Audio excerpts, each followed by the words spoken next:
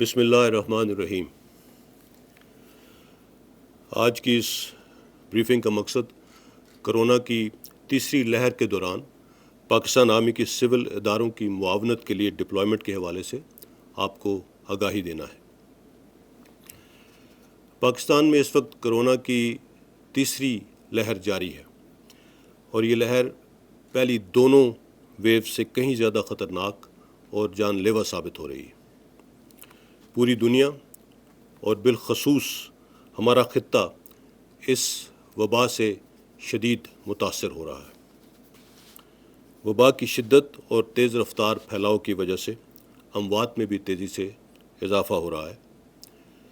Critical care patients کی تعداد میں بے پناہ اضافے سے ہیلتھ کیئر انفراسٹرکچر شدید دباؤ کا شکار ہے۔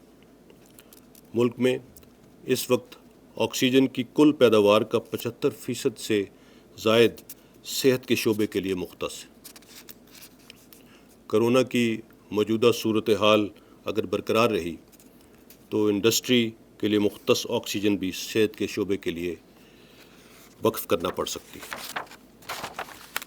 پاکستان میں اس وقت کووڈ-19 سے متاثرہ تقریباً 90,000 ایکٹیو کیسز موجود ہیں۔ پازیٹیوٹی ریشو خطرناک حد تک بڑھ چکا ہے۔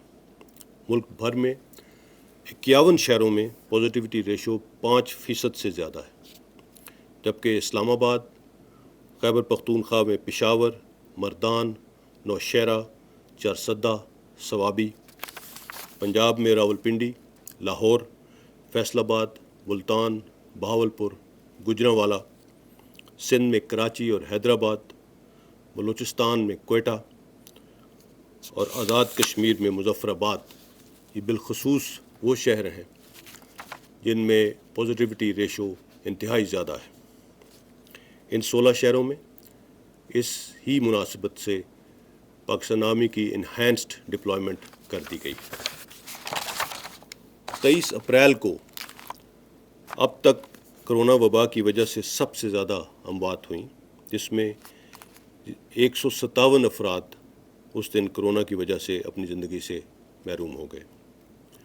اس وقت ملک بھر میں 570 افراد وینٹیلیٹرز پر ہیں اور 4,300 کرونا سے متاثرہ افراد کرٹیکل کنڈیشن میں ہیں۔ کچھ شہروں میں ہسپتالوں میں 90% سے زائد وینٹیلیٹرز آکیوپائڈ ہیں۔ اپریل کے مہینے میں کرونا سے اموات کا اوسط تناسب سب سے زیادہ رہا ہے۔ 26 فروری 2020 سے آج تک 17,187 افراد پاکستان میں اس وبا کی وجہ سے اپنے پیاروں سے بچھڑ چکے ہیں۔ اس وقت دنیا میں کرونا کی وجہ سے شرح اموات 2.12% ہے، جبکہ اس وبا کے دوران پاکستان میں پہلی مرتبہ دنیا کے مقابلے میں شرح اموات بڑھ کر 2.16% تک پہنچ چکی ہے۔ 23 اپریل کو وزیراعظم پاکستان کی سربراہی میں نیشنل کوآرڈینیشن کمیٹی کا اہم اجلاس ہوا، جس میں چیف آف آرمی اسٹاف بھی موجود تھے۔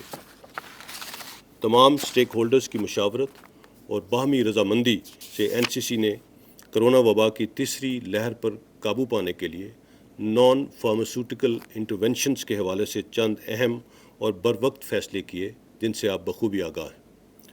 وبا کی اس بگڑتی ہوئی صورتحال کو مد نظر رکھتے ہوئے عوام کی حفاظت، صحت عامہ کے تحفظ کے لیے وفاقی حکومت کے احکامات کے مطابق ملک بھر میں پاکستان آرمی کو آرٹیکل 245 کے تحت سول اداروں کی معاونت کے لیے طلب کیا گیا ہے۔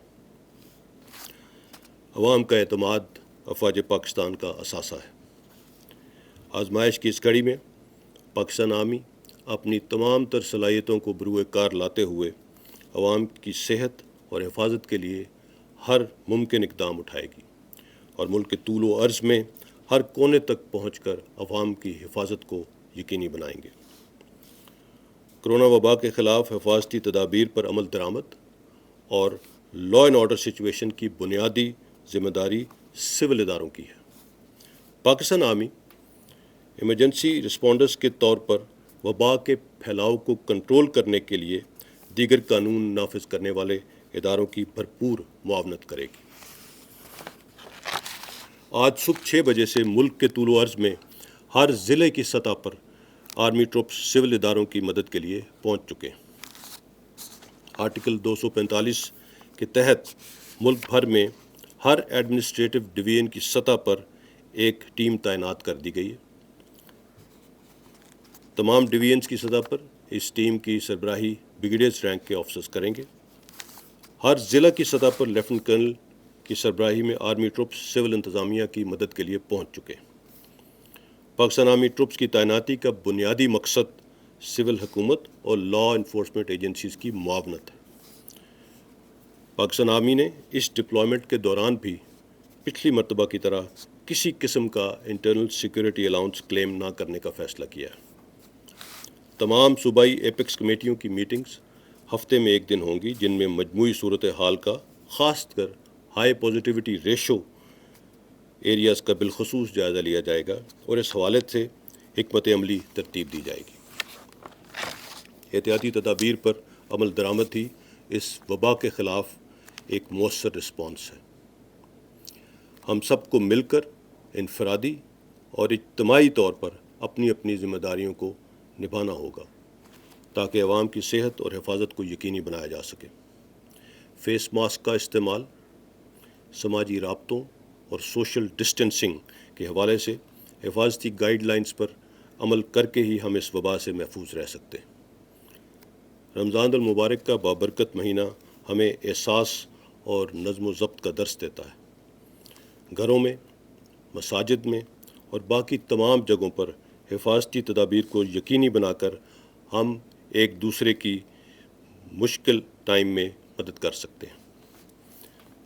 اس وبا کے آغاز سے اب تک عوام کے تعاون اور احساس ذمہ داری نے ہمیں دیگر ملکوں کے مقابلے میں اس وبا کے انتہائی خطرناک نقصانات سے محفوظ رکھا، اور اب بھی انشاءاللہ بحیثیت قوم ہمیں پہلے سے بھی زیادہ احتیاط اور ذمہ داری کا مظاہرہ کرنا ہے۔ رمضان المبارک کے مہینے میں اپنے ارد گرد کے لوگوں کا احساس کریں۔ اللہ تعالیٰ سے دعا ہے کہ سب کو اس وبا سے محفوظ رکھے۔ وہ تمام لوگ جو اپنی جان کی پرواہ کیے بغیر دوسروں کی زندگیاں بچانے میں مصروف ہیں، اللہ تعالیٰ ان کی کاوشوں کو کامیاب کرے۔ آمین۔